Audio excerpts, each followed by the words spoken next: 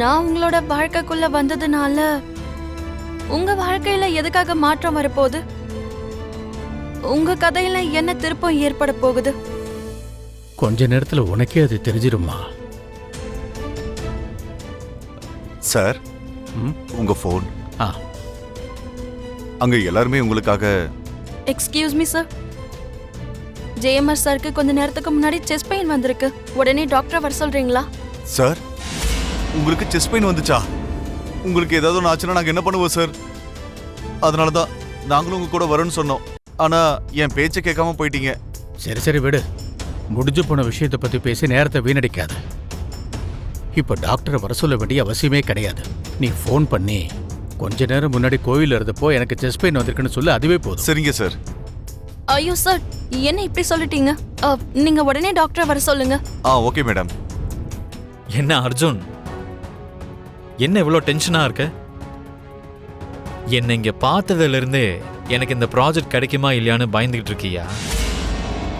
அப்படி இல்லைனா உனக்கு பின்னாடி இருந்து ஒருத்தி உதவி செஞ்சுக்கிட்டு இருந்தால அந்த பொண்ணு இங்க கூட்டிட்டு வந்திருந்தா உனக்கு அதிர்ஷ்டமும் கை கொடுக்கணும்னு யோசிக்கிறியா? அந்த பொண்ணு என் கூட இருக்கிறது அதிர்ஷ்டமா இல்லையான்னு எனக்கு தெரியாது. ஆனா உனக்கு உன் லைஃப்ல உன் ஒய்ஃப் கூட இருக்கும்போது அப்பதான் உனக்கு அதிர்ஷ்டம் இருந்தது. What do you mean?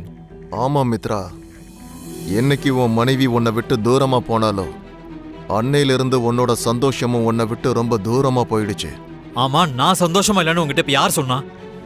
இதை இன்னொருத்தர் சொல்ல வேண்டிய அவசியம் இல்லை மித்ரா. இதை நீயே யோசிச்சு பாரு. உன் மனைவி உன் வாழ்க்கையில இருக்கும்போது நீ சந்தோஷமா இருந்தியா, இல்லனா அவ உன்னை விட்டு போனதுக்கு அப்புறமா சந்தோஷமா இருந்தியான்னு? அவளை பத்தி பேசாத அர்ஜுன். அவ என்ன நல்லா ஏமாத்திட்டு போயிருக்கா. என் குடும்பத்தோட மான மரியாதையை கெடுத்துட்டு போயிருக்கா. அது உனக்கு தெரியாதுன்னு நினைக்கிறேன். பார்க்குற பார்வை மாறிடுச்சுன்னா ஒரு கயிறு கூட பாம்பாத்தான் தெரியும் மித்ரா. உன் மனைவி நீ பார்க்குற விதத்தை மாத்திக்கோ. அப்ப அவ பாம்பு கிடையாது, ஒரு சாதாரண கயிறு தான் உனக்கு புரிய வரும். சார், நீங்க இமீடியட்டா அமெரிக்காவுக்கு போறது தான் நல்லது. இந்த இடத்தோட சூழ்நிலை, இங்க இருக்கிற சாப்பாடு, இது எதுவுமே உங்களுக்கு செட் ஆகாது. உங்க பல்ஸ் கூட ரொம்ப வீக்கா இருக்கு. இப்படி ஒரு நிலைமையில பிசினஸ் ப்ராஜெக்ட்னு நீங்க இதே ஊர்ல இருந்தீங்கன்னா உங்க உயிருக்கு ரொம்ப பெரிய ஆபத்து வந்துடும்.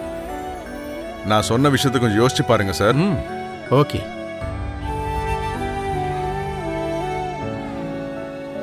முதல்ல இந்த டேப்லெட் போட்டுக்கோங்க.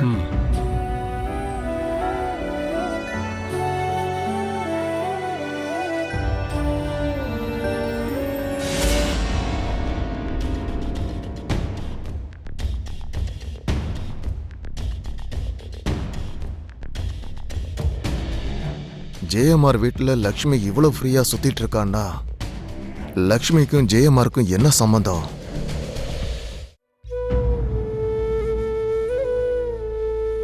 சார், முதல்ல இந்த டேப்லெட்டை போடுங்க.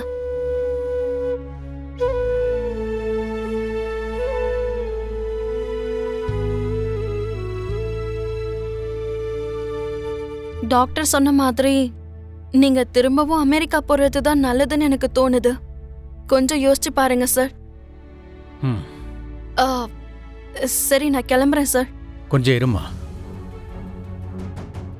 உன் மனசுல இருக்கிற கேள்விகளுக்கு பதில் தெரிஞ்சுக்காமலே நீ கிளம்பிக்கிட்டு இருக்க. என் வாழ்க்கையில நீ எப்படிப்பட்ட மாற்றத்தை ஏற்படுத்த போறன்னு நீ பார்க்கணும்ல.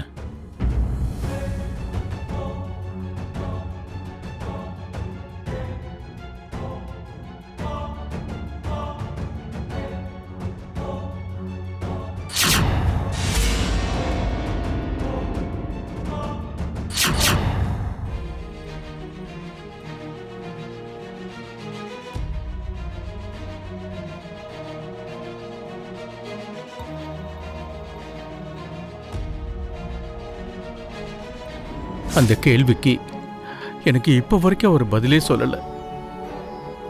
ஆனா அந்த எல்லா கேள்விக்கும் பதில் கிடைக்கிறதுக்காகவும் எனக்கு இருக்கிற எல்லா பிரச்சனைகளை தீர்த்து வைக்கிறதுக்காகவும் அந்த ஆண்டவன் உன்னை என்கிட்ட அனுப்பி வச்சிருக்காருன்னு தோணுதும்மா.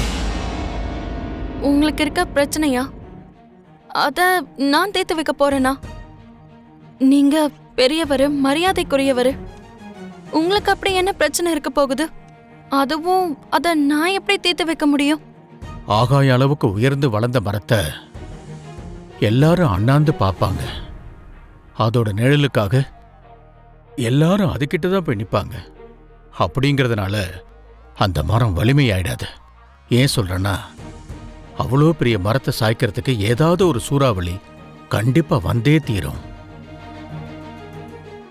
அந்த சூறாவளி தான் இப்ப டாக்டர் சொன்ன வார்த்தை. நான் பிசினஸ் பண்ணலான்னு இங்க வந்தா இங்க ஏதேதோ நடந்து நான் உடனே அமெரிக்காவுக்கு போக வேண்டிய நிலைமை வந்துருச்சு.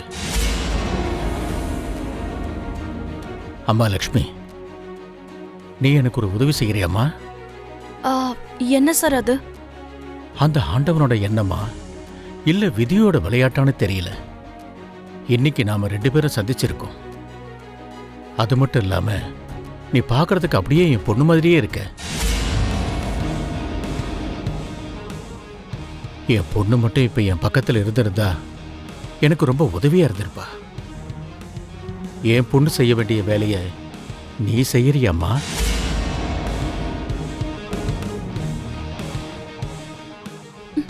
நீங்க என்ன சொல்லிக்கிட்டு இருக்கீங்கன்னு எனக்கு ஒன்றும் புரிய மாட்டேங்குது. ஒரு முக்கியமான ப்ராஜெக்டை முடிக்கணுங்கிறதுக்காக நான் இந்தியாவுக்கு வந்திருக்கேன். ஒரு நேர்மையான கன்ஸ்ட்ரக்ஷன் கம்பெனியை பார்த்து அந்த ப்ராஜெக்டை ஒப்படைக்கலாம்னு நினச்சேன். ஆனால் எதிர்பாராமல் இப்படி ஆயிடுச்சு. இந்த ப்ராஜெக்டோட பொறுப்பை நீ ஏற்றுக்கிறியாம்மா? இந்த ப்ராஜெக்டை நீ முடிச்சு தரியாமா? எனக்கு அந்த அளவுக்கு அனுபவம் கிடையாதே சார். இங்க அனுபவத்தை விட சமயோஜித புத்தி தான் ரொம்ப முக்கியம். என்ன காப்பாத்துறதுக்காக நீ கொஞ்சம் கூட யோசிக்காம சிபிஆர் பண்ண. இங்க பாருமா, நான் விதியையும் அந்த கடவுளையும் ரொம்பவே நம்புவேன். நீ என்ன சந்திக்கிற மாதிரி அந்த கடவுள் செஞ்சிருக்காருன்னா அது இந்த காரியத்துக்காக தானே இப்போ கூட நான் நம்பிக்கிட்டு இருக்கம்மா. நீ என்ன சொல்றமா? ஆனா என்ன நம்பி இவ்ளோ பெரிய பொறுப்பை என்கிட்ட எதுக்கு கொடுக்கணும்னு நினைக்கிறீங்க? வெயில் ஆட்டோக்காக காத்துக்கிட்டு இருக்கிறப்போ என் தேவையை புரிஞ்சுக்கிட்டு நீ என்ன ஆட்டோல கூட்டிட்டு வந்த. திரும்பி பத்திரமா என்ன வீட்டில் கொண்டு வந்து ஒப்படைச்சிருக்க. சின்ன சின்ன சம்பவங்கள்ல உனக்குள்ள இருக்கிற நல்ல குணத்தை நான் நல்லாவே புரிஞ்சுக்கிட்டேன். அது மட்டும் இல்லாம நீ செஞ்ச ஒவ்வொரு உதவியும் நான் ஜேஎம்ஆர்ங்கிற ஒரு பெரிய பிசினஸ்மேன்கிறத தெரியாமதாம்மா நீ செஞ்சிருக்க. இந்த நல்ல குணங்கள் போதாதாம்மா நான் இந்த பெரிய பொறுப்பை ஒப்படைக்கிறதுக்கு?